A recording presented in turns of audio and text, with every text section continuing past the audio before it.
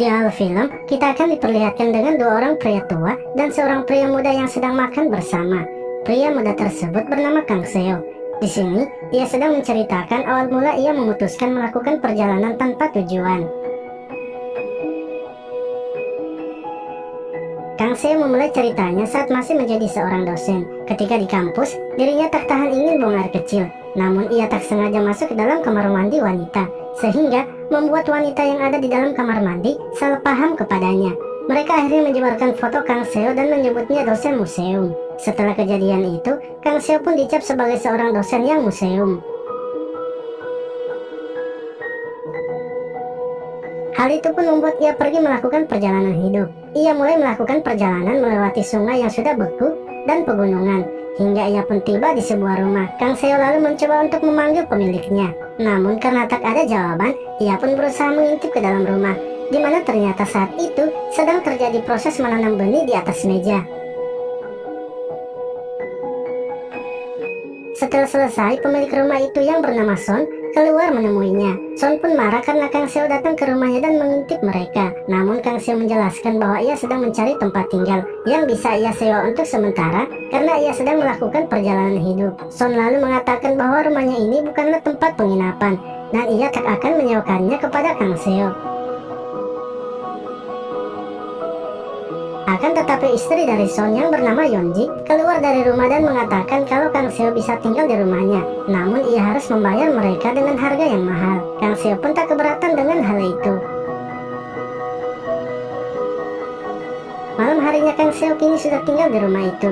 Ketika sedang makan, Yeonji langsung meminta biaya sewa rumahnya kepada Kang Seo. Setelah mengambil uangnya, Yeonji kemudian pergi meninggalkan Kang Seo.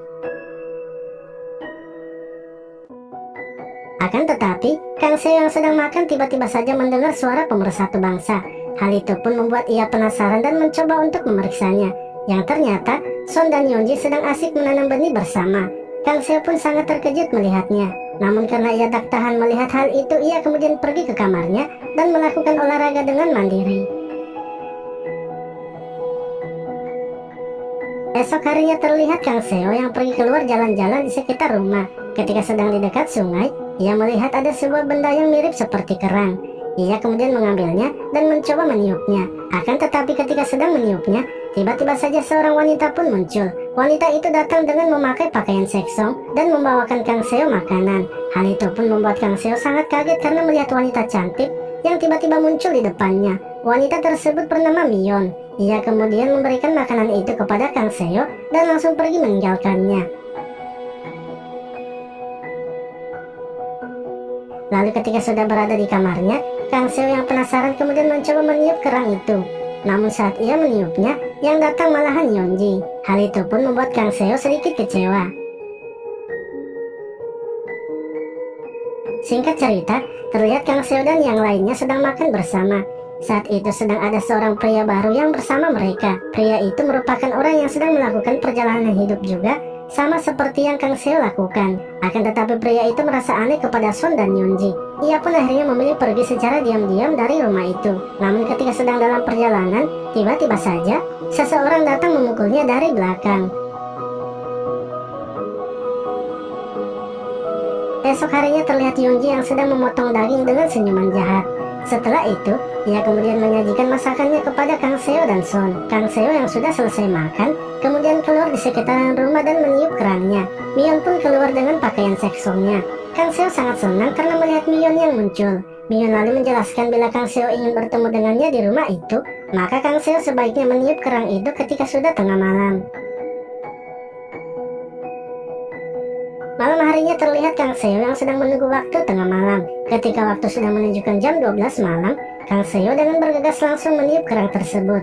Tak lama kemudian, Mion pun datang dengan perlengkapan yang sudah siap bertempur dengan Kang Seo. Saat masuk di dalam kamar, Mion dengan pengalamannya dalam bidang menanam benih yang ia sudah miliki, langsung mengambil posisi terbaiknya. Kang Seo pun langsung menyerang ke titik lemah dari Mion. Tak lama setelah itu, mereka pun langsung melakukan Ikwe.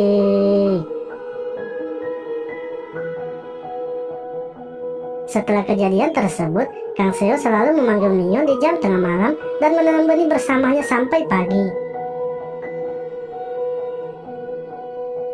Singkat cerita, Ketika pagi hari terlihat ada seorang pria yang datang menanyakan alamat. Tak lama kemudian Kang Seo datang dan masuk ke dalam rumah. Namun kerangnya tak sengaja terjatuh di depan pria itu. Kang Seo yang berusaha mengambilnya tak sengaja mendorong pria tersebut, hingga membuat kepala pria itu terbentur di batu dan tak sadarkan diri. Son pun berusaha menyelamatkannya, begitu juga dengan Kang Seo. Namun Yeonji melarang Kang Seo dan tersenyum jahat kepada Son. Malam harinya, Kang Seo yang ingin menanam benih lagi dengan Mion lalu meniup kerangnya. Akan tetapi Mion tak muncul lagi. Karena penasaran, ia kemudian pergi ke rumah tetangga mereka dan menanyakan mengenai Mion, di mana ternyata pria tersebut adalah ayah Mion. Ia pun menunjukkan foto Mion dan terdapat juga foto Son dan Yeonji. Mion dulunya sangat dekat kepada Yeonji dan Son, namun tiba-tiba Mion menghilang begitu saja, dan pria itu menganggap Mion sudah tewas di tangan Son dan Yeonji. Di akhir film ini, terlihat Kang Seo yang sedang di restoran dan menceritakan kisahnya. Kang Seo kemudian memunculkan kerang yang ia masih simpan. Karena penasaran dengan cerita Kang Seo, pria tua itu kemudian mengambil kerang Kang Seo dan meniupnya. Lalu tiba-tiba, seorang wanita pun muncul, yang ternyata itu adalah seorang pelayan yang mengantarkan makanan. Film pun selesai. Terima kasih telah menonton video ini. Sampai jumpa lagi di video selanjutnya.